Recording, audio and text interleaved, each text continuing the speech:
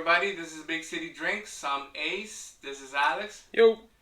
What do we have here, Alex? Well, today we have something special. We have a small batch 1792. What can you tell us about 1792? 1792 is a product of Sazerac, which is Buffalo Trace. So they're the owners of the brand now. They're coming out of Bardstown, Kentucky as well. So they talked about before on the channel. Bardstown, Kentucky has a couple of brands. One of those brands is 1792, and Heaven Hill's another brand that comes out of there, and Bardstown Brewing Company. So it's a nice little area of Kentucky that has really good stuff. Fun fact about 1792 small batch is it used to be called Ridgewood Reserve 1792, and then it became 1792 Ridgemont Reserve. But they had a lawsuit with Brown-Forman, which is Old Forester and companies like that, and they were suing because they didn't want Ridgemont or Richmond, whatever it was at the time, to be confused with Woodford Reserve. So they were just because of that? Yeah. So and they won. They took it to court, and the judge sided on Brown-Forman. They said you can't use Reserve, like Richmond Reserve. Yeah. So then they're like, all right, we're just going to call it 1792, and that's where they just kind of stuck with it and went that way. Woodford Reserve and Richmond Reserve, they're different. They're different, but whatever it was that they brought it over to the judges was like, yep, they got it, and so 17 Richmond Reserve came to be just 1792, and it kind of stuck by, and I kind of like it because it's just a nice little bottle. Like when you go out to the liquor store and you don't see a name, you just see a number, you're like, hey, that's interesting. It is interesting. And the bottle itself is really nice, and I like the fact that the bottle is kind of displayed on all the bottles look similar and are very confusing if you don't know what you're looking for. The only difference, it'll have like small batch here. Yeah. It'll change the foolproof, bottled in bond, sweet wheat, all like the different things that they make, and the neck thing is a little bit different. I think there's a little bit thing here, like the little design on the bottom here changes as well, depending on the bottle. But it's pretty cool. Like it's really nice. I personally like the style of the bottle, which is one of the things that kind of attracted me to it. I think what they did with the bottle design is good because it's a really nice bottle design. And so why change it? Just the product is different, whether it's a small batch, a foolproof, or a sweet wheat, whatever. Just change the product, but keep the bottle. Yeah, I think it's pretty cool. It's a wonderful thing that they did with the label. Like, that's one of my favorite things with it. They do have a lot of products that I'm dying to get into. And trying to do reviews and stuff for the channel because we have been buying a lot of stuff from these guys. Oh yeah. So it's kind of cool that we're starting off with this, and then we're gonna move forward to. Yeah, I like to start from their beginnings. That's usually my preference. What is the proof on this? This one's like I think 93 point something, 93.7. So it's not necessarily a high proof bourbon, so it's kind of cool. How much does it cost? It's roughly around 25, but the MSRP should be about $25-$30. But when you think about it, like in city, different marks and stuff like that, you're probably paying 36 at most. I wouldn't pay more than 36. If you find it for more than 36, it's kind of, I don't know, that's a little iffy. But I wouldn't pay anything. I got this for free. Oh yeah, we did. This one came from a friend. So I really have to thank my friend for this. He gave this to me as a gift, and thank you very much. What's so special about the number 1792? Well, the 1792 comes from where Kentucky became a state. So that's the year that Kentucky became a state of the United States. And that's kind of the thing, their thing. They're like, Kentucky is the bourbon capital of the world. Oh yeah. And I guess it's an honor to the state of how important Kentucky is to bourbon that they were like, we're gonna go with 1792. So technically, they got the better name in a sense because they got a name that states the year which the state became part of the United States, and also when the culture for bourbon started, maybe. Yeah, I think know? I overall I think they, even though they did lose their they lost their Originally, yeah. the lawsuit they lost in the lawsuit. I think they came out better for the end because Yeah. 1792 is definitely a lot better. All the bottles look cool. Just always keep in mind on the neck color as well that you mentioned. Yeah, like so when you're shopping out there, you're gonna keep an eye out for a couple of things. It's gonna be the name here, the color here, and the sometimes here will change. But by then, if you're already looking at this, then you already haven't looked at the others. Then No, that's no, up to no, you. no. But I only look it's at the these bottom two. and I It's look at these two nothing things else. here. It'll be here, and that'll tell you exactly what you're looking for. And also, you'll see the price differences on it too. Oh yeah, you're definitely gonna see a price difference, and I think right now the sweet wheat, which normally doesn't go like MSRP for it, is pretty cheap, relatively cheap for what it goes on the secondary market is ridiculous, and the port finish I believe is probably the I most haven't even expensive. seen the port finish. Yeah, the port finish is probably the most expensive one out of the bunch. Have you seen that bottle? I haven't seen it. I just know about it, but I know it's more expensive by a long shot as to what the other bottles are. Estimated how much does it cost? I've seen it on the north side of like 150. I think. Wow. Compared to what, $34? Yeah, so it's definitely a lot. That's one of the reasons why I haven't seen it. Like it's really expensive, and I'm pretty sure it's hard to find. So, I guess that's what it is with the 1792. But a small batch, you could relatively find it in a lot of places. It does get allocated in certain places, so just be careful that it might not be easy to find. Okay. Okay, so this is the cork open of the 1792 small batch. And like we mentioned before, the bottle itself looks nice. Oh, it's super nice. The cap on it's really nice. The cork on it, Yeah, so cool. it's probably gonna get a good pop. Come on. Ooh, nice. This guy. Oh, it's a nice, really nice smell to it. And look at the cap. It's always been one of the coolest things ever. Whoa! I'm getting a smell on this. Thank you very much.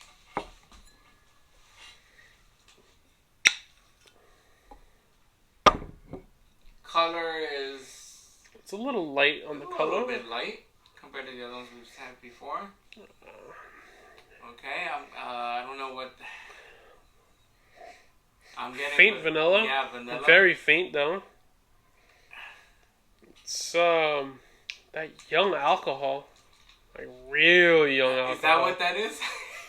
Yeah, like. Oh, it's I get vanilla. Yeah, that's definitely like young alcohol. You got fruit? No, that's a lot of like relatively. I'm pretty sure this is not like older than 4 years. Oh, yeah. How old is this thing? Under 4, maybe. Definitely under 4. Because of that smells like because of that smell. You can tell it's like it's got to be relatively young. Yeah, it smells fresh. Yeah. Anything else? I'm getting vanilla and then that's it. No oak? No caramel? No, like if it's caramel, it's very faint. It's like being masked by the young alcohol. Flowers? No. We usually get like this flowery pine, grass. No, it's almost like a basic smell to it, which is... It doesn't go anywhere else, right? No. Doesn't really. It's just like young liquor. Little vanilla. Faint caramel. No orange? Zest? No. Wow, okay. Not I at am all. trying. Yeah, I'm reaching. Not at all. It's basically you're smelling what you're smelling. Okay. Okay, so the smell we did. Yeah, the nose on is pretty.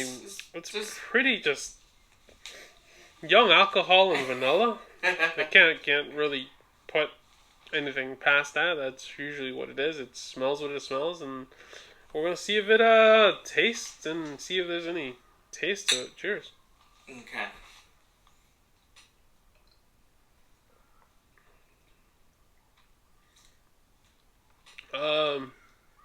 You are right about the young alcohol definitely came through.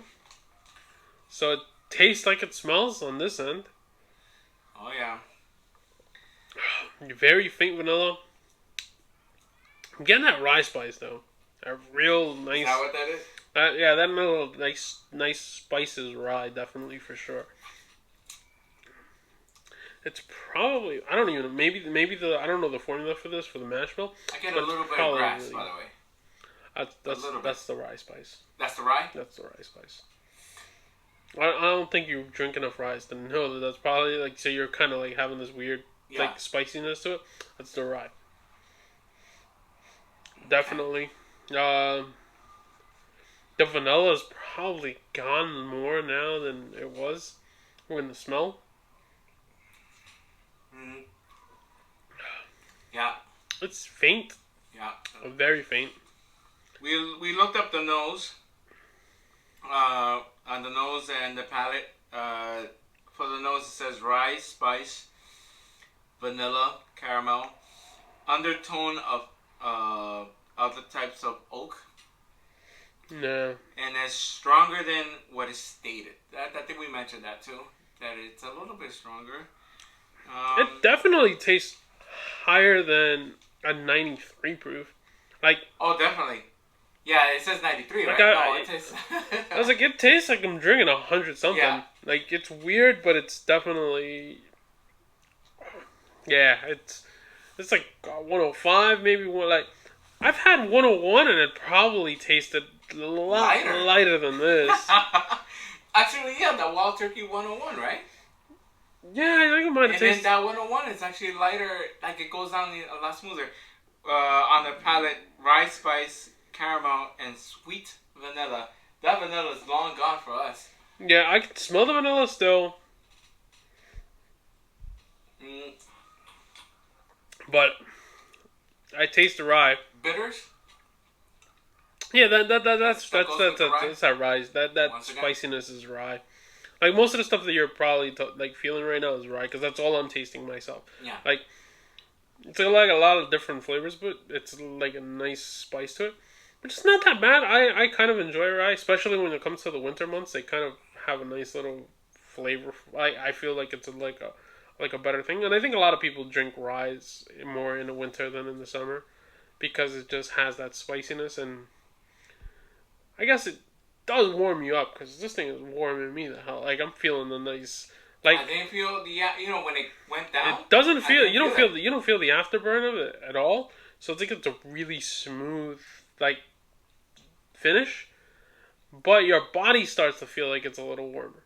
It's like your body does get a little bit of the warmth, but it does not go down hard or. Yeah, not at all. Like I don't feel it. I don't feel it at all. Like I don't feel like. It just. But then I think it's the after effect, maybe. Yeah, it almost disappears. Yeah. Like as soon as you drink it, it's like as soon as the liquid is touching your tongue, it just starts to disappear, and all I'm getting is the spice, the rye spice, the young alcohol, and I don't feel like it's like it doesn't have a finish. It's almost like it's gone too quick. It just came and went like with just a. It just kind of came in and hit you with like some sort of like ghost drink. Because that's exactly what it is. Like it has no finish. But then after a little bit, you're like, I do feel a little bit warmer. The body's getting there. The notes for the finish are basically the same as the palate. The same thing. It's rye, spice, caramel, sweet vanilla, and maybe a little dark fruit. No, it's no fruit, no nothing. Fruit it's just going straight. Well. I got no fruit. Like it's just basically what I tasted at the beginning. The finish just disappeared, and it's very straightforward bottle. Yeah, it smells only two things we smelled, which is the vanilla and the young smell of it. It tastes just the spice. Yeah, I got a little more rye spice out of it, but it tastes it's a really good like really good, solid bourbon. It's a solid bourbon. Like it's straightforward. It's not gonna lie. It's not like, hey, I got a hint of this or hint of that. No, it's what you smell, it's what you taste, and I'm all okay with that. Okay. So overall, the 1792 small batch, it's a no nonsense type of bottle. It just gives you exactly what it is. Yeah. It doesn't do anything else. It's the after effect, not so much. A little bit more vanilla. You got more vanilla now? Just the basic taste and notes that we would get. Yeah. I would like to compare this, if you will, with the High West American Prairie. Oh, the Prairie? Yeah, if you can be so kindly to bring that out. I want you to compare these two. The reason why is because we're getting rye, but I know that American Prairie is not a rye, it's a bourbon. Yeah, but High West is a rye company. Yeah, this is why the notes on the rye in there are similar. And I think I will compare that with that was a lot. You're gonna drink all that, my friend. It's alright.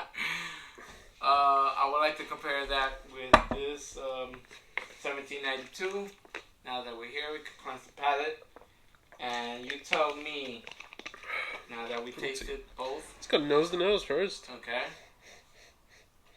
Uh, Remember this one had some grassy notes behind it? It's a lot grassy notes. It does smell a little bit more spicy. Like it has like some sort of spice. Not pepper, but like some sort of spice that I can't really pinpoint right now. Go for it. Let me just spin it a little bit because try to open it up because it has been there for a while, so we'll see. This one for some reason has a smell almost like it's finished, but it's not, which is kind of surprising. What?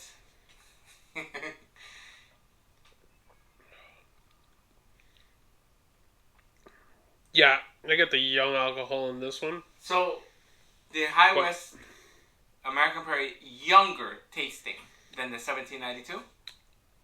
Yeah, at some point it tastes different in that sense that it has more of the young alcohol, not enough spice to it. Like this one, I guess the spice kind of fools you a little bit. The rye spice kind of gives you that thing. It's like, hey, it's young alcohol, but you'd be like, chuck it up to rye a little bit. This one,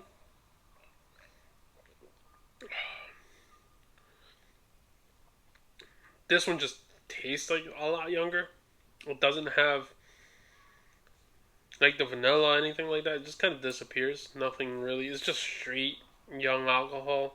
The 1792 is more redefined then, when it comes to that young? Because we smelled it, but we tasted just a little bit of it being young,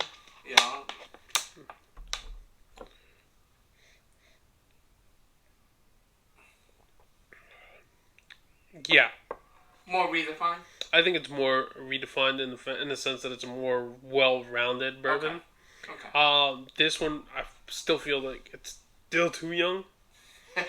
And it doesn't have like the extra spices. It doesn't have all the flavors to it, and I think it feels like sometimes it's lacking flavors. Yeah. While this one, even though it has like the vanilla starting to come out a little bit more, when you taste it, it has a nice rye spice to it. It still has that center where it's gonna leave you with something.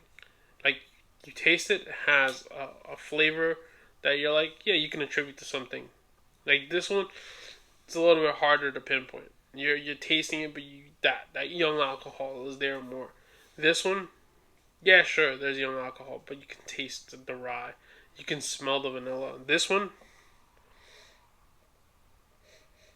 I'm trying to pick up the vanilla. It's almost like some sort of fruit, like not like a white grape, but like some sort of it's like a very. If it's young alcohol, it's like a very green apple. Like a really super green apple. I think you mentioned that in the last time we did the review for this bottle. Yeah, it smells like Like, yeah, green apple, not so red apple, like very green. Okay. 1792, we'll declare it to be more redefined. Yeah, I think this is more of a standard bourbon, and it's a small batch, so you kind of just don't you expect what you expect, and you get what you get. It's not that bad. It's really like if you're like really into ryes and things like that, it's really good. It's a good intro Yeah. for rye, I think that. Yeah, if you're used to drinking bourbons and you're like, hey, I want to try something that's still bourbon but has a little bit more of a rye taste, you'd probably get some of this. This will kind of like bring you in a little bit more because it has a lot of, like, it feels like a lot of high rye.